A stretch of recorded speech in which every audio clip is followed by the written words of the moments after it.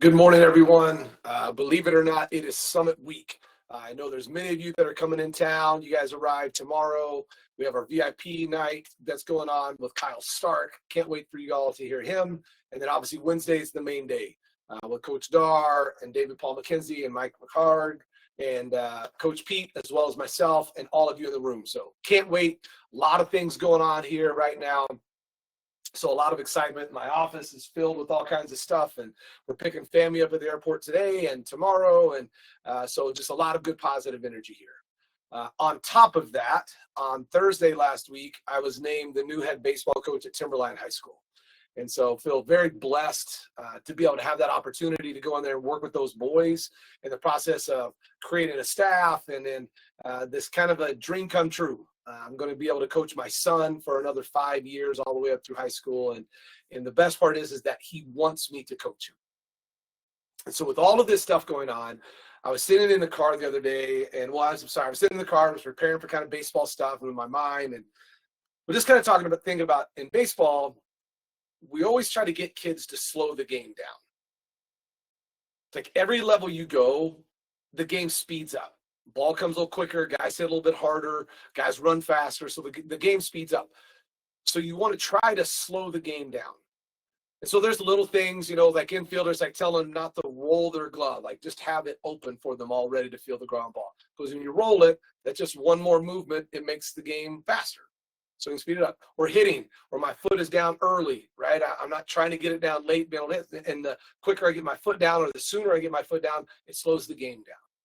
Or being able to read signs from the catcher and I know what pitch is coming. And as an infielder, I can adjust my play or my positioning a little bit based upon the pitch because I know he could either get out in front or he might be a little late.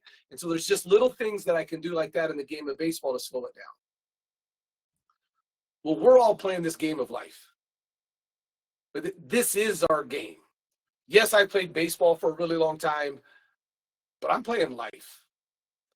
I had all this work and everything I did for baseball, but now I'm playing life. And it's really treating this like we are athletes going about our day. And with all of this stuff that's now on my plate, I've got to slow the game down. Like it just sped up a ton, and I've got to slow it down. And so there are a couple of things that I'm doing to slow this game down. One, my organization has to be on point. I have to know what I'm doing tomorrow. I have to know what I'm doing kind of throughout the day, like not minute by minute, but in blocks.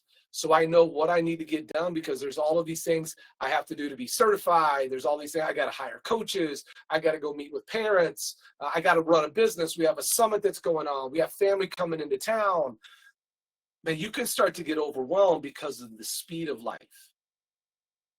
But if I slow it down, and I'm organized, and I know exactly where I'm going to spend my time, man, I can do it. I'm not as stressed. Slowing it down is, for me, is surrounding myself on the baseball side with really quality men to help coach, or really quality coaches that understand the game, that understand our purpose, and being able to let them do their job. Like it slows it down for me. And so for these 2 weeks, that's one of my challenges for you is what can you do to begin slowing down the game? What are things that you're doing right now that's just wasting time? And there's obviously priority stuff, but I want us thinking more along the aspect of slowing the game down. What are things that you're doing that's taking too much time, waste of your time, and how can we slow down this game of life so we can be more effective and more productive? The other thing with all of this stuff that's going on is it can be really easy for me to justify not doing certain things that are really important to my life, like exercise. I just added 20 more hours to my work week. It could be really simple to be like, oh man, no, I need to sleep, or oh no, man, I can't do this.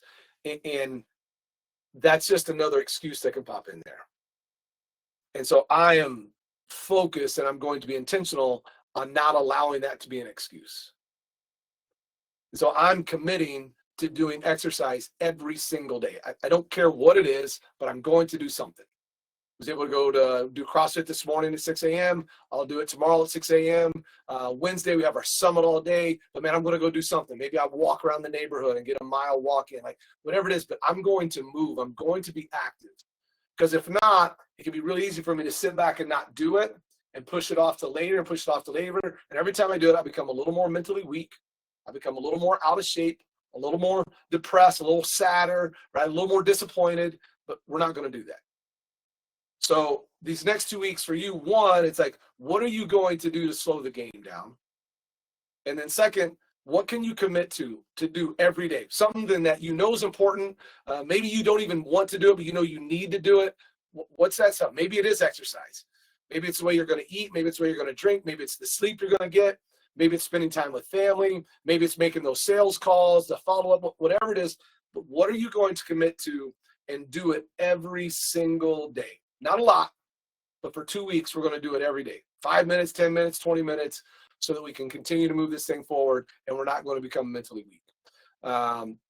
That's your challenge. So simple, not easy, but when we can be clear on what those two things are to slow it down and where we're going to be tough, and then we do it, man, life becomes so much more enjoyable. I was talking to my son today, and he worked out with me this morning at 6 a.m., and I just asked him, what's harder? Is it harder to work out for an hour, or is it harder to go through 24 hours with regret? Right? Regretting that, I wish I would have done it. Well, I would rather work out for an hour. That's hard, but 24 hours of regret is more difficult. And so that tough thing, right, of exercising and moving for me, I'm not going to give an excuse. Because if I do, I know I will regret it the rest of the day, and I would rather just get out and go walk for 5 minutes, 10 minutes, run, ride a bike, go to the gym, whatever that is. Okay, so excited for you. Get to work, slow it down. For those of you that are traveling, please be safe. Can't wait to give you a hug, see those smiles. Love you all. Take care. We'll talk soon. Bye-bye.